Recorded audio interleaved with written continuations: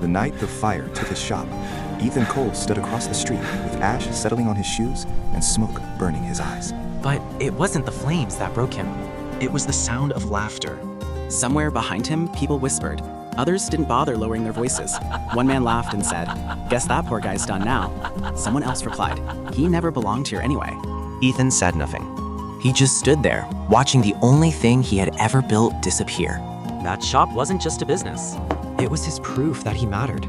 For years, Ethan had opened that door before sunrise and locked it long after the streetlights came on. He skipped meals so he could restock shelves.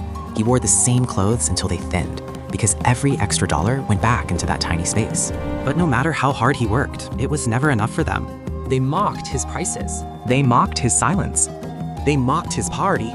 They treated him like he was temporary, like he was invisible, like he should be grateful just to exist on their street. Ethan heard every word, and every word stayed with him.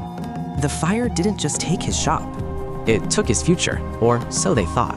When the police left and the street went quiet, Ethan knelt in the ashes and picked up what was left of his sign. It cracked in his hands. In that moment, he realized something painful but true. No one was coming to save him. So he walked away. For a long time, people didn't see Ethan anymore. They assumed the fire had ended his story. They told it like a lesson. Work hard or not, some people are just meant to fail. But while they were talking, Ethan was surviving. He worked nights that crushed his body and mornings that blurred together. He slept in places no one noticed. He saved money in amounts so small they felt pointless.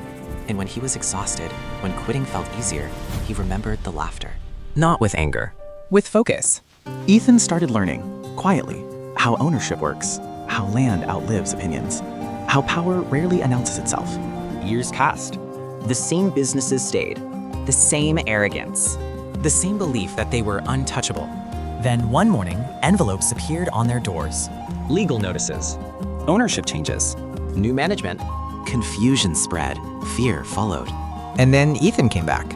He walked the same street where his shop once stood, but this time he wasn't carrying shame. He was carrying documents, calm, grounded, unrecognizable to the people who once looked through him. Someone laughed nervously and asked, "Wait, you?" Ethan nodded. Yes, me. The silence that followed was heavier than the fire ever was. He didn't remind them of the past. He didn't describe the night they laughed. He didn't have to. He rebuilt the block with fairness, not cruelty. Those who adopted stayed. Those who couldn't learned what it feels like to be powerless. And in the center of it all, Ethan rebuilt his shop. Not as a symbol of revenge, but as a reminder of resilience. Moral lesson. Sometimes the world tries to erase you, not because you're weak, but because you're becoming dangerous in ways it can't control. Don't scream. Don't beg. Don't explain. Build quietly. Grow patiently. And one day, without saying a word, you'll own the place that once tried to burn you down.